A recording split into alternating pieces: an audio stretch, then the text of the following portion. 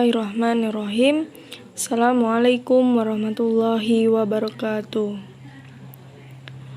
Perkenalkan, nama saya Mahanani Retno Pembayun dengan NIM 402 190 145, kelas Perbankan Syariah E semester 5. Di sini saya akan memaparkan hasil resum pertemuan 2-6.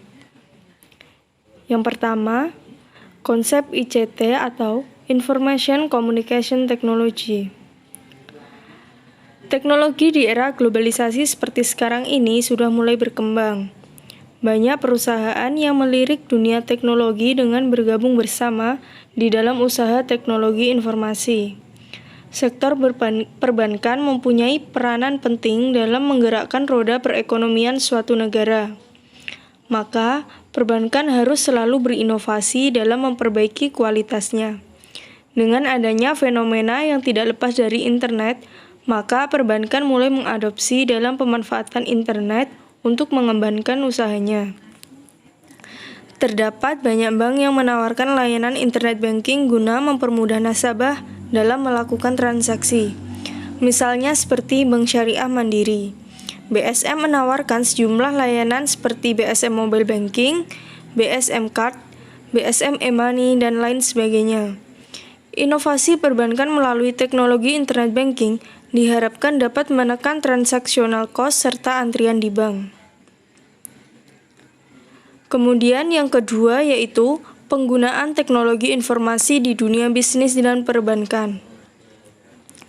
Electronic commerce atau e-commerce atau electronic business, yaitu cara menggunakan teknologi informasi untuk melakukan bisnis antara dua atau lebih pada suatu organisasi, atau antara organisasi dengan konsumen melalui jaringan komputer. Langkah awal dalam membangun bisnis via e-commerce adalah menentukan jenis barang atau jasa yang akan ditawarkan beserta pemikiran tingkat keuntungan yang akan diperoleh. Langkah selanjutnya adalah menawarkan dagangan melalui halaman web yang berisi informasi dagangan. Berikutnya adalah layanan transaksi dengan menggunakan media yang sama dan menggunakan kartu kredit sebagai sarana pembayaran. Langkah terakhir yaitu melalui packingan dan pengiriman barang yang dibeli. Kemudian yang ketiga, perkembangan teknologi komputer perbankan.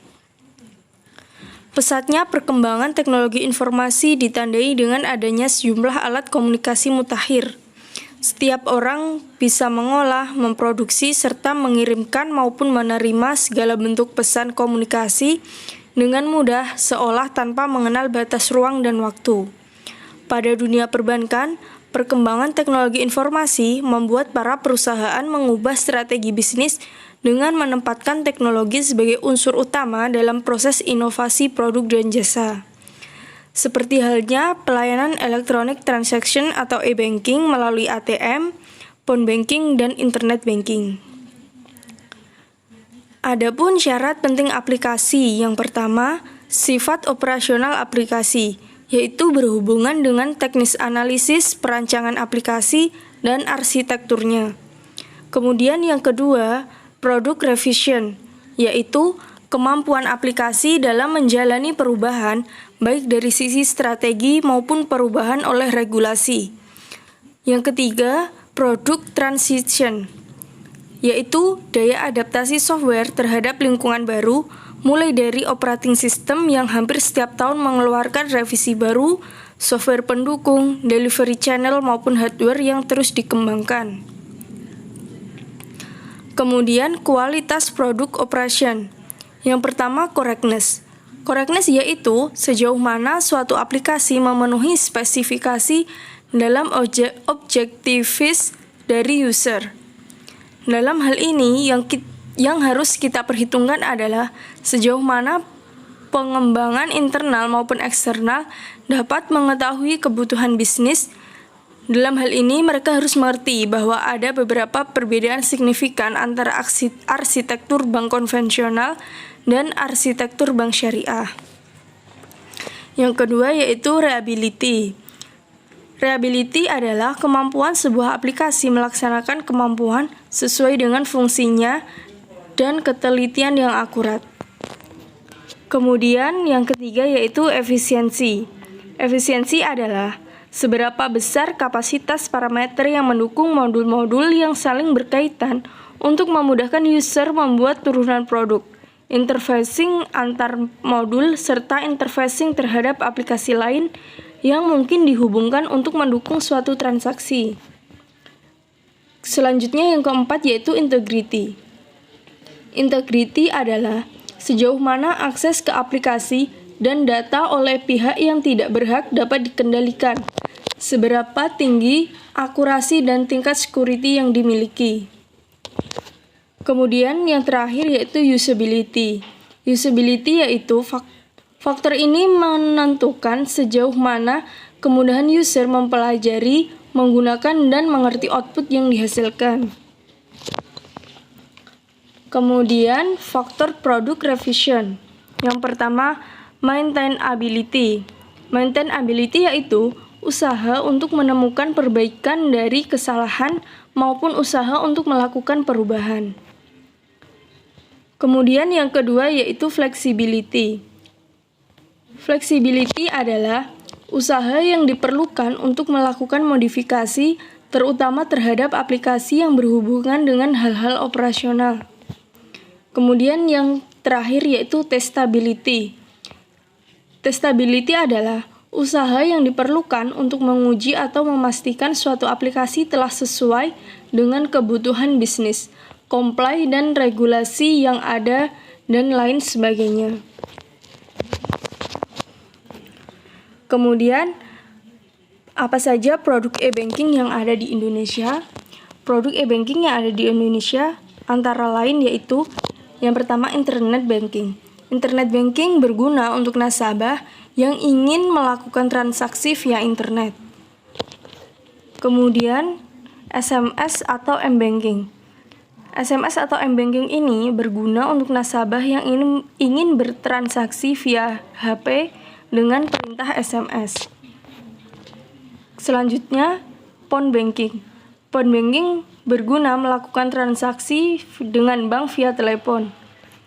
Kemudian, ATM atau anjungan tunai mandiri berguna untuk memudahkan bertransaksi karena sangat banyak fitur, namun harus memiliki kartu ATM. Kemudian yang keempat yaitu sistem clearing Bank Nasional Indonesia. Clearing adalah sarana perhitungan utang piutang antar bank dengan cara saling menyerahkan surat-surat berharga dan surat-surat dagang guna memperlancar lalu lintas pembayaran yang terdiri dari pengiriman uang, inkaso, dan pembukaan letter of credit. Dalam pelaksanaan clearing, tentu saja Bank Indonesia memiliki tujuan-tujuan tertentu. Tujuan-tujuan tersebut yaitu memajukan dan memperlancar lalu lintas pembayaran giral, merupakan alternatif pelayanan jasa transfer dana yang kompetitif dengan cara mempermudah dalam melakukan perhitungan dan penyelesaian utang piutang secara aman, cepat, dan efisien, serta merupakan salah satu pelayanan bank kepada para nasabah-nasabahnya. Kemudian yang kelima, sistem informasi perbankan syariah. 1. Prinsip operasional bank syariah. Perbankan syariah secara global bertujuan untuk mendapatkan laba, namun dalam operasionalnya menghindarkan adanya riba.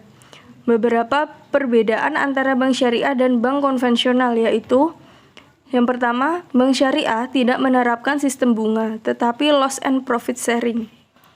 Kemudian yang kedua, bank syariah lebih menekankan dalam pengembangan sektor real. Dan yang terakhir, bank syariah hanya bersedia membiayai investasi yang halal. Bank syariah juga memiliki minimal 5 prinsip operasional dalam menjalankan usahanya, yaitu: yang pertama, prinsip simpanan murni atau al-wadi'ah. Yang kedua, sistem bagi hasil atau syirkah. Yang ketiga, prinsip jual beli atau at-tijarah. Yang keempat, prinsip sewa atau al-ijarah. Sekian pemaparan hasil resum pada pertemuan 2 hingga 6. Apabila ada kesalahan dalam penyampaian, saya mohon maaf yang sebesar-besarnya. Wallahul muwaffiq ila aqwamit thoriq. Wassalamualaikum warahmatullahi wabarakatuh.